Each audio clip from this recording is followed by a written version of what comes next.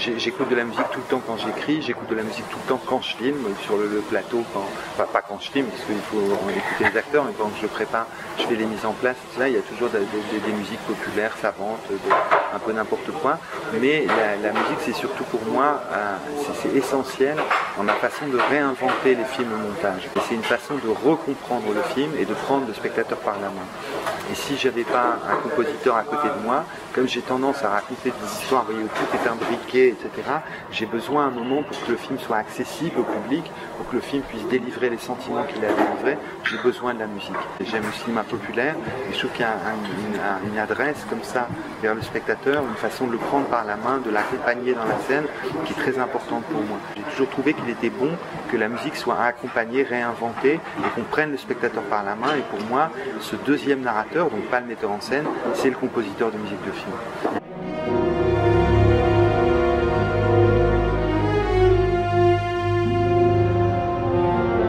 Cet homme est entre trois femmes et il aime chacune des trois femmes et il aime différemment.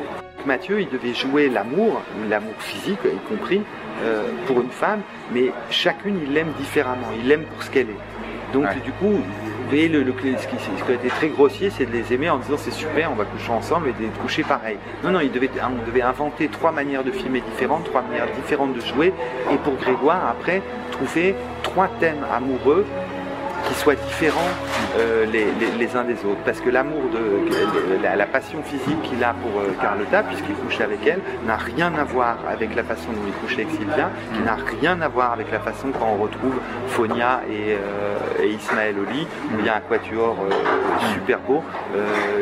Ça n'a rien à voir. Donc il fallait que Grégoire, il aborde le sentiment frontalement, qu'il assume le sentiment, mais qui donne une voix à chacune de ces femmes.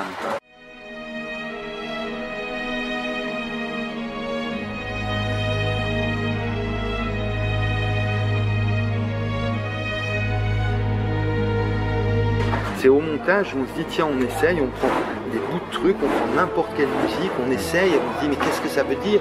Vous voyez, c'est aussi une manière pour moi de comprendre qu'est-ce qui a été joué. Vous voyez, aujourd'hui... En quoi cet amour est différent de celui-là? Ben oui, vous voyez, alors aujourd'hui, là, on faisait la liste pour le disque des titres. Alors il y en a un qui s'appelle Fièvre, c'est la façon dont il aime Carlotta, et l'autre Rituel, c'est la façon dont il aime. Vous voyez, même le matin, avant de filmer, je ne sais pas comment j'ai filmé.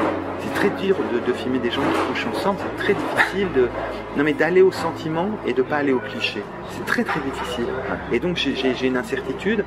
Et alors au montage, je ne sais pas, peut-être ce sera magnifique de l'avoir dans un silence absolu, peut-être ça va dépendre des hasards. Et je trouve la vérité du jeu des acteurs en confrontant la vérité du jeu des acteurs avec des musiques. Et c'est là où s'établit, mais il n'y a pas de plan, il n'y a pas de plan. Vraiment, il n'y en a pas. C'est un film très musical. Donc là, l'enjeu était énorme.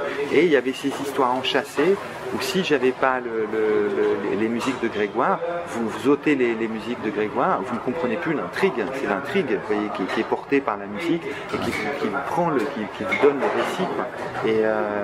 Et donc non, c'était là la barre était très haute.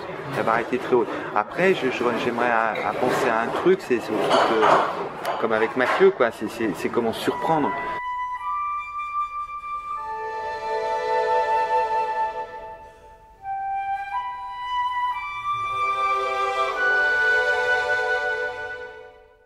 Vous voyez les voix féminines, ce retour de Carlotta, c'est une flûte. C'est même pas une flûte, ce sont plusieurs flûtes. Et même ce motif de la flûte, il vient souligner Fonia, l'actrice qui joue le personnage d'Ariel. Il vient souligner toutes les interventions féminines. Ce n'était pas du tout prévu comme ça, mais il se trouve que ce film s'articule autour de trois figures féminines. Et ces trois figures féminines, il y a la flûte, et c'est leur privilège. Un privilège qu'on refuse à un personnage masculin.